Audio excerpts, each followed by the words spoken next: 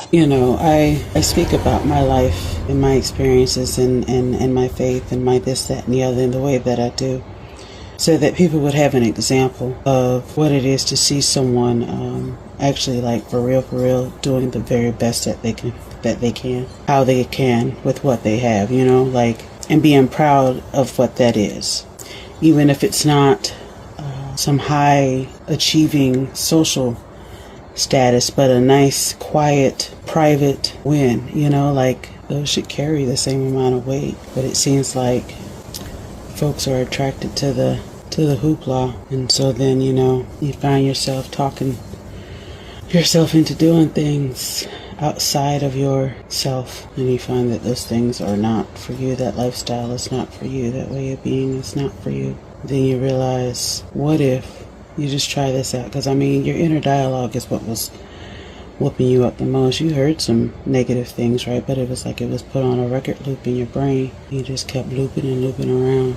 those negative thoughts, arguing with yourself as the days went by. But then a voice came through saying, why don't we just try listening to us, right? Because there's several that live within me. I'm made up of a lot of different DNA that dates back into the ancient times. My blood has seen a lot, and I can literally sense that and feel that. It's almost like being put in hell mentally because everybody's trying to speak at the same time. But it's like I tend to go with, I used to go with the other voices that were speaking, the voices outside of me.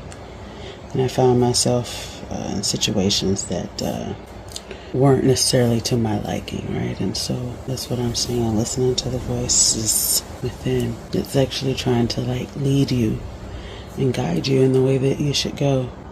They call that your conscience in other languages, right? Because even if we're speaking English, we could still be speaking a whole other language. Because one says spirits, other says energy, but they're both talking about the same thing. So listening to those voices, allowing them to carry me through, and clearly being able to tell the difference between their voices and those other voices. They became so loud and clear as every time I listened and I stepped into it, I built up my confidence. It was almost like healing those things that they wish they could have fixed if they had the opportunity. And Shay, would you be the one? Will you be the one? I just answered back, yeah, yeah, you're right. Let's do what you're saying right now.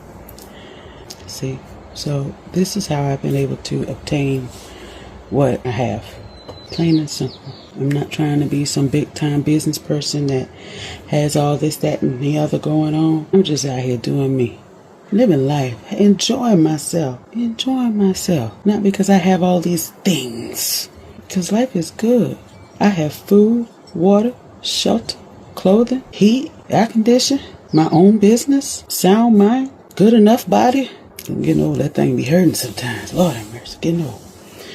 But man, there's so much to be thankful for. What in the world would I be carrying on trying to get to this level that I don't even need to get to? Y'all, I ain't having no kids. I'm already set on that. I'm not gonna do that.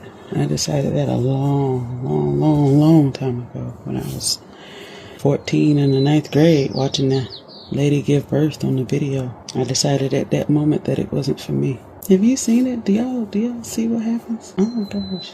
And you have the nerve to disrespect your mother. Or maybe your mother's disrespecting you, but whatever, right? I feel honor. I feel pride. I feel worthy. That was the demon that was eating me up the most, that one. The feeling of unworthiness. I had to go all the way back and find out where that came from. And it didn't even start with me.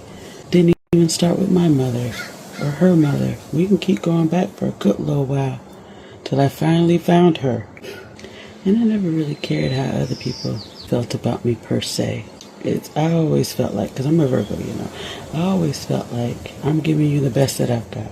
And if that's not good enough for you, you know what you can do.